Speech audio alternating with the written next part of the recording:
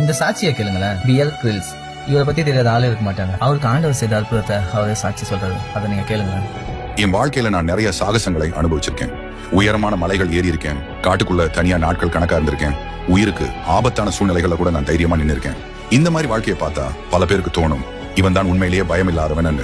ஆனா உண்மையை சொன்னா என் வாழ்க்கையை முழுசா மாத்தின, என் மனசை உள்ளுக்குள்ள இருந்து மாத்தின மிகப்பெரிய சாகசம் இவையெல்லாம் கிடையாது. இயேசுவை உண்மையா அறிஞ்சதுதான். நான் இளம் வயசுல இருந்தப்ப வாழ்க்கை நான் வெற்றி, தைரியம், எதுக்கும் அஞ்சாத மனசு, இதுதான் எல்லாம்னு நினைச்சேன். நாளை என்ன நடக்கும், உயிருக்கு ஆபத்து வருமா, இப்படி எல்லாம் நான் யோசிச்சதே இல்ல. என்னால எல்லாம் செய்ய முடியும், நான் வலிமையானவன், நான் எதையும் ஜெயிக்க முடியும் அப்படின்றதான் நினைச்சுக்கிட்டு இருந்தேன். ஆனா 20 வயசுல என் வாழ்க்கை முழுக்க திரும்பி பார்க்க வச்ச ஒரு சம்பவம் நடந்தது. பராசூட் பயிற்சியில 16,000 அடி உயரத்திலிருந்து நான் கீழே விழுந்தேன். அது ஒரு சின்ன விபத்து இல்ல, என் முதுகெலும்பு 3 இடங்கள்ல உடைஞ்சது. மருத்துவமனைக்கு கொண்டு போனதும் மருத்துவர்கள் என்னிடம் சொன்ன வார்த்தைகள் என் மனசை உடைச்சிடுச்சு. நீங்க மீண்டும் நடக்க முடியாம போக வாய்ப்பு இருக்கு அப்படின்னு சொன்னாங்க. நீங்க சொன்ன அந்த விபத்து உங்க வாழ்க்கையில ரொம்ப பெரிய மாற்றத்தை கொண்டு வந்த மாதிரி தெரியும். அந்த நேரத்துல என்னோட உடல் மட்டும் இல்ல, என்னோட தைரியம், நம்பிக்கை எல்லாமே உடைஞ்சிடுச்சு. மருத்துவமனை படுக்கையில படுத்திருந்த நாட்கள்ல நான் நிறைய யோசிச்சேன். நான் யாரு, என் வாழ்க்கை இங்க முடிஞ்சிருமா, நான் நினைச்ச எல்லாமே இப்படி சும்மா போயிடுமா அப்படின்னு மனசுக்குள்ள கேள்விகள் ஓடிக்கிட்டே இருந்தது. அந்த நேரத்துல தான் நான் இயேசுவை உண்மையா தேட ஆரம்பிச்சேன். சின்ன வயசுல இயேசுவை பத்தி கேட்டிருந்தேன், திருச்சபைக்கு போயிருந்தேன். ஆனா அது ஒரு பழக்கமா, ஒரு வழக்கமா தான் இருந்துச்சு.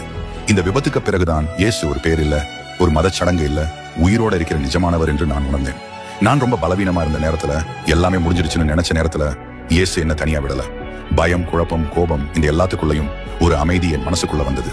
வெளியில சூழ்நிலை மாறல, நான் இன்னும் மருத்துவமனையில தான் இருந்தேன். வலி இருந்துச்சு, எதிர்காலம் தெரியல, ஆனா என் உள்ளம் மட்டும் மாற ஆரம்பிச்சது. அந்த அனுபவம் எனக்கு ஒரு பெரிய உண்மையை கட்டுமா கொடுத்தது. நாம எவ்வளவு வலிமையானவங்களா இருக்கோம்னு நினைச்சாலும் ஒரு நேரத்துல நமக்கு உதவி தேவைப்படும். அந்த உதவியை நான் இயேசுவில கண்டேன். அதுக்கப்புறம் என் வாழ்க்கை பார்வையே மாறிடுச்சு. நான் இப்பவும் காட்டுக்குள்ள தனியா பயணம் பண்ணுவேன். ஆனா ஒரு விஷயம் மட்டும் தெரியும், நான் ஒருபோதும் தனியா இல்லை. கடவுள் எப்போதும் என்னோட அருகில இருக்காருன்னு நம்பிக்கை எனக்கு தைரியம் தருது. இந்த சாட்சியத்தை படிக்கிற நீங்க இப்போ வாழ்க்கையில கஷ்டத்துல இருக்கலாம், மனசு உடைஞ்சிருக்கலாம், பயம், குழப்பம் இதுக்குள்ள இருக்கலாம்.